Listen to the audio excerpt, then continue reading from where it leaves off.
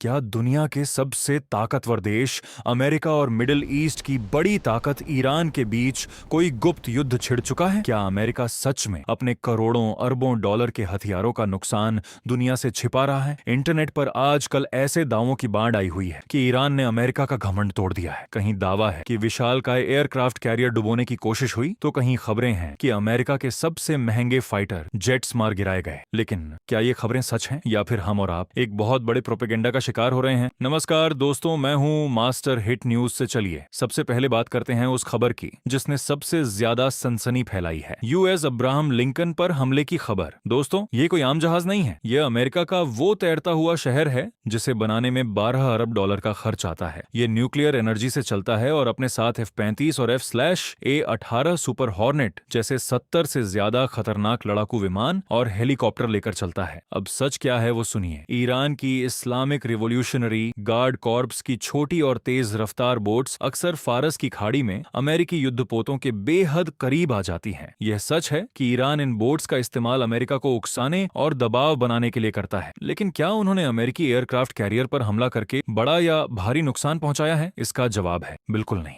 अमेरिकी नौसेना की सुरक्षा प्रणाली इतनी अभेद्य है कि कोई भी बोट अगर खतरे के निशान को पार करती है तो उसे चंद सेकंड्स में खाक कर दिया जाता है। अब आते हैं इंटरनेट पर फैलाई जा रही दूसरी सबसे बड़ी अफवाह पर। कहा जा रहा है कि इराक और ईरान की सीमा पर अमेरिका के C-135 रिफ्यूलिंग एयरक्राफ्ट F-15 और F/A-18 super hornet fighter jets को ईरान ने मार गिराया है। और दावा तो यहां तक किया जा रहा है कि अमेरिका अपनी हथियार कंपनियों को बचाने के लिए इन हमलों को टेक्निकल फॉल्ट या फ्रेंडली फायर बता रहा है। दोस्तों, आधुनिक युद्ध में जब कोई इतना बड़ा विमान गिरता है तो उसे सैटेलाइट्स, रडार और ओपन सोर्स इंटेलिजेंस से छिपाना आज के समय में नामुमकिन है। ये सच है कि यमन में हूती विद्रोहियों ने अमेरिका के कुछ AMQ-9 रीपर ड्रोन जरूर मार गिराए हैं, जिसे खुद अमेरिकी रक्षा मंत्रालय ने स्वीकार किया है। लेकिन अमेरिका के फाइटर जेट्स या रिफ्यूलिंग एयरक्राफ्ट को मार गिराने की खबरें पूरी तरह से बेबुनियाद और फर्जी हैं। तो फिर सवाल उठता है कि ये सारी कहानियां कौन गढ़ रहा है और क्यों? आज का युद्ध सिर्फ हथियारों से नहीं बल्कि सूचना से भी लड़ा जा रहा है। ये ईरान और उसके समर्थकों की एक सोची समझी रणनीति का हिस्सा हो सकता है ताकि दुनिया और उनके अपने नागरिकों को ये लगे कि वो अमेरिका जैसी सुपर पावर को पीछे धकेल रहे हैं। दूसरी ओर अमेरिका का सालाना रक्षा बजट $800 बिलियन